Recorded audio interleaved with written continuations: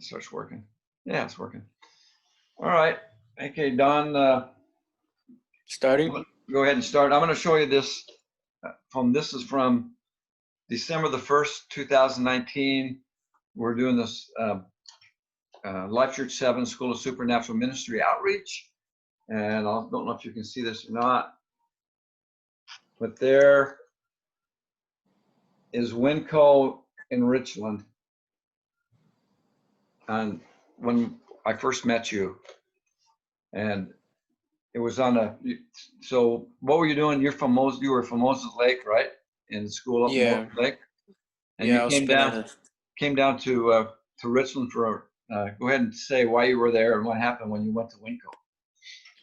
All right. Well, honestly, before I even get there, it's just I was a wrestler, and a week before, I injured myself really bad.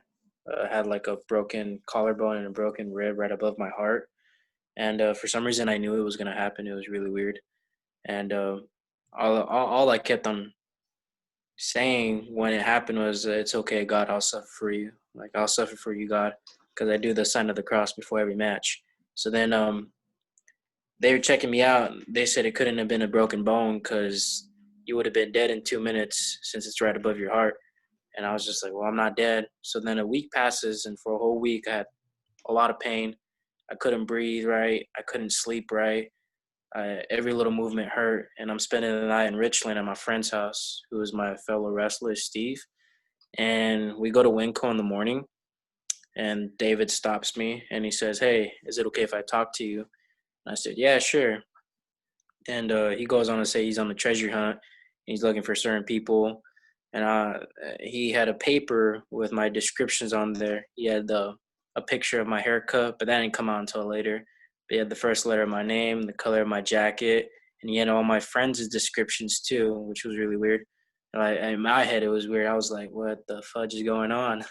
But honestly, I called him out for some reason. I was like, does this have something to do with God? And he was like, yeah, that's a good guess. And I was like, well, I'm Catholic. Could I just keep on shopping?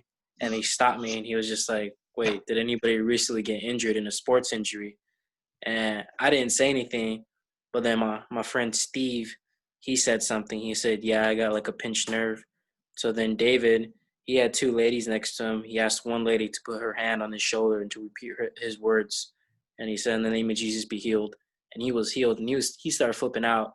And my friend, he like, we're college people. So he started cussing, walking up and down the aisle, saying like, no, like what the F, like dropping F-bombs. And then I was tripping out like, what's going on here? So then I ended up telling him everything that happened to me the week before. And he puts his hand right here where it was injured, and he does like a 15-second prayer. I feel like this energy coming. And then like once he was done, he told me to check, and all the pain was completely gone. It had me shook. Like I was shook. Like I didn't know what was going on. I was raised very strictly, like Catholic wise. So I knew about God very like closely, and I've never experienced anything like that in my life. And then David gives me his card, and he ends up coming to the dorms to visit me and all my friends, my teammates, and he's explaining to us about the life of like basically a disciple, ambassador of God. You do miracles, crazy stuff. Like my friend Roman, he had a torn ligament on his shoulder, and he just had an MR the day before he was out for the rest of the season, out. And David asked me to put my hand on his shoulder and to repeat his words.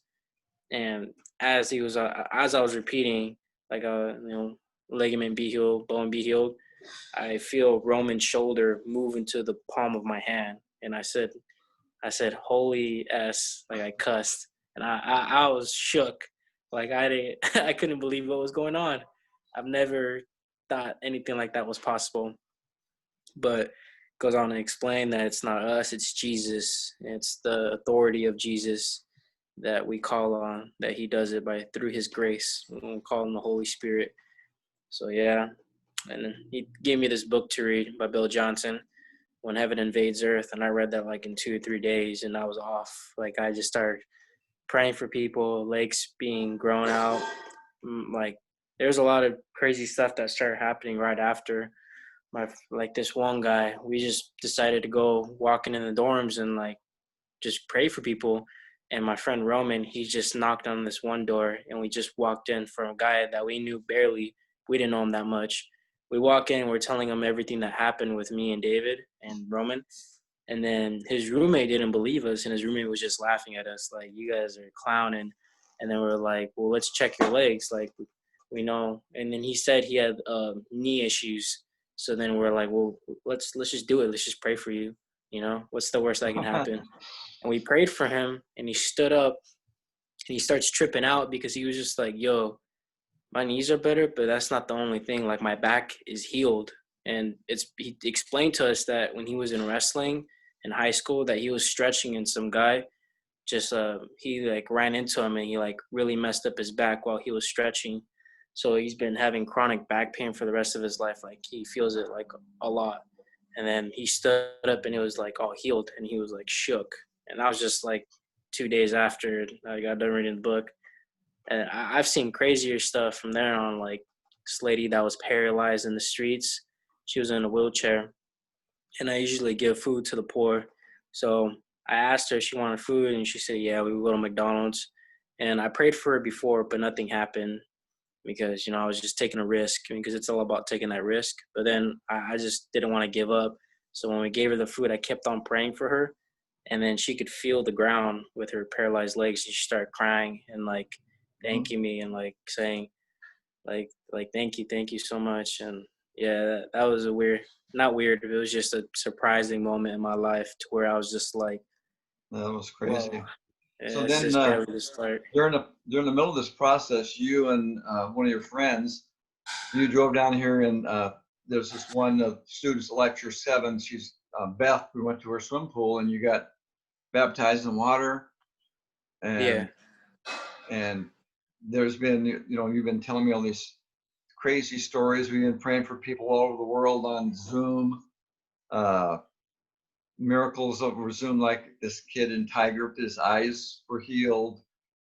That Hmm. remember I can't remember the name of that droopy eyelid thing that he had going on, Yeah, I don't remember the exact but name of so it. just in the, this was like December, or I think it was around December or January. I had put the date up on it. I have the date written down, but you've probably seen how many people heal, miracles and healings. It's just that time. From you and me, Yeah, when we first met. like Till now. 150 to 200. I Yeah, don't even keep count. I yeah, just know it's a lot. Like, a lot. I'll go to, like, this sounds weird, but I'll go to parties. Like, I'm a regular person, and I bring the light to the darkness. So I'll be going to parties, and I'll be talking about God to people, and then they're like, really? And I'm like, yeah, I'll show you. And I sit them down, and I grow out like 4 or 5 people's legs, and then they start asking me questions. I do it everywhere I can, like whenever I feel like it's necessary, or whenever I just hear it, like whenever I hear something, like check his Yeah. legs. So I'm this, just like, all right. for the people who are watching this, the power of God will work through just normal people, right? You don't have to be Yeah. a pastor or anything like that. Just be a You don't believer, gotta be a pope. You don't gotta be a pastor. You don't gotta be nothing. just You a could just believer, be a right? regular believer. And Yeah. so for people watching this thing that may be taking to school, that are, going to be doing outreaches, it's worth it, right? Because you never know when we actually walk up to a stranger, how much their life is going to be impacted uh, by that risk that we take, and the Yeah. life change that's going to happen.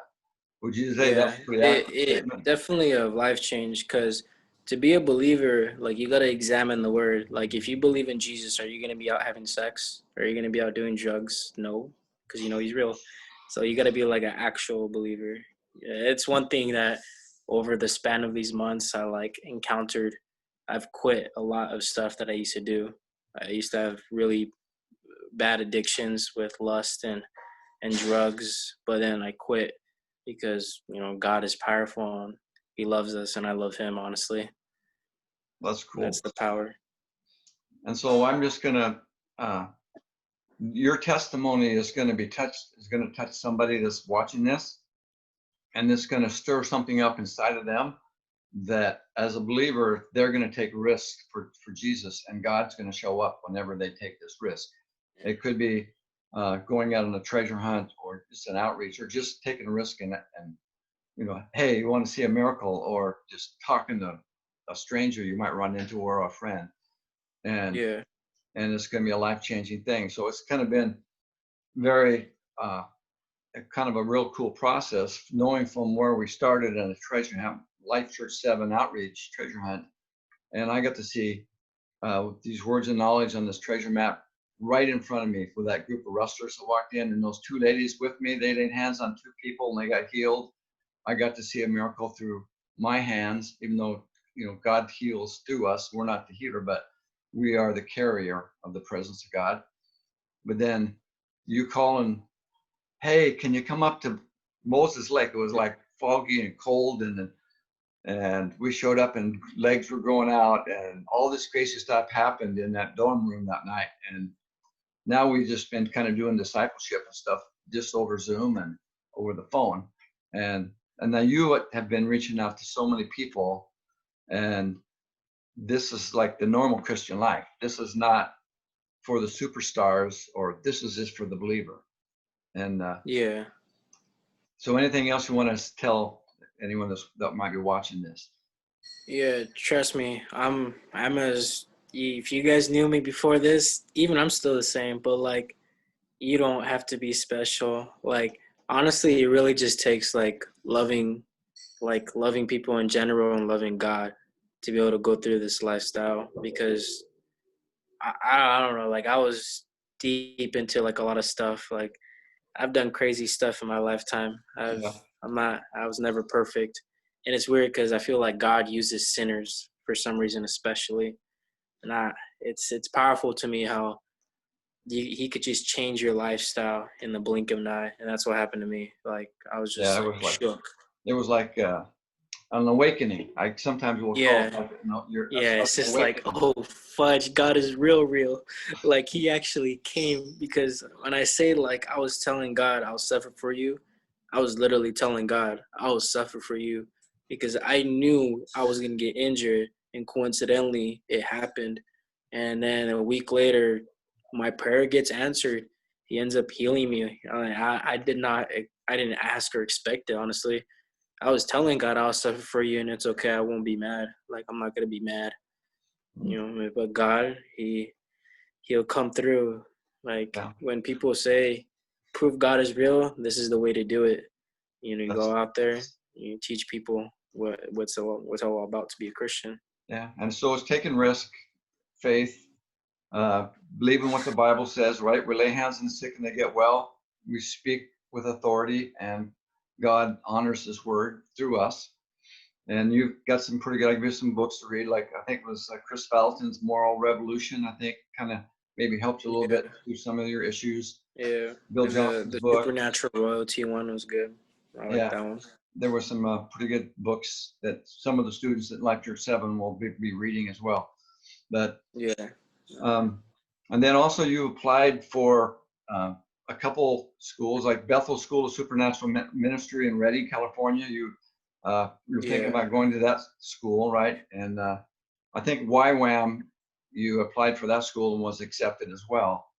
So you yeah, have some training and ministry training in your future as soon as you get through your college career, wrestling and all that kind of stuff.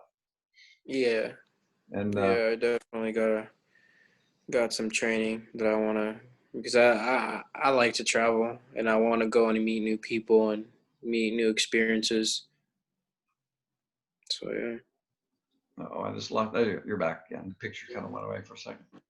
yeah. Somebody called me. All right. All right, Don, thank you for your testimony. And I get your permission to share this on like for YouTube for the school and others that might want to watch. Yeah, And, yeah. Share it.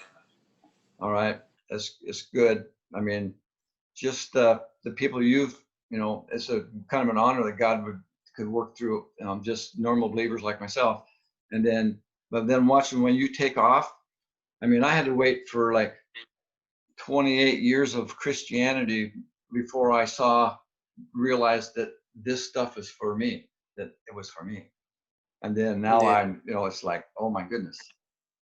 And so yeah, you're starting way earlier than I did. I mean, my first big miracle was I was like 60 years old, and You're what? I don't know. It was like a revelation for me. Like I said, I grew up really strictly Catholic. The way my life was a lot different than people could comprehend. So it's like for some reason I knew God was real my whole life, and then when it finally like came into realization, it was like boom. Like I just started using it. I was like, oh, okay, it's real. All right.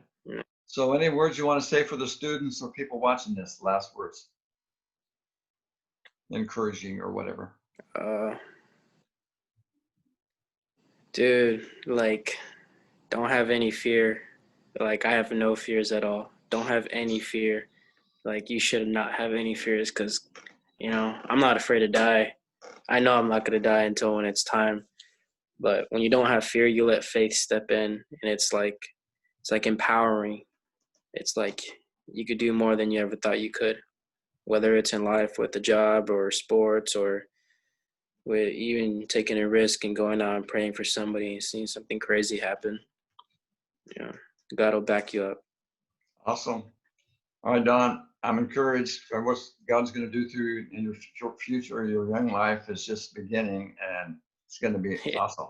Yeah, I'm just, going through the steps, being patient. All right. All right, man. I'll talk to you later, and we'll keep in touch. Yep. Sounds good. All right. Okay. Later, David. Bye.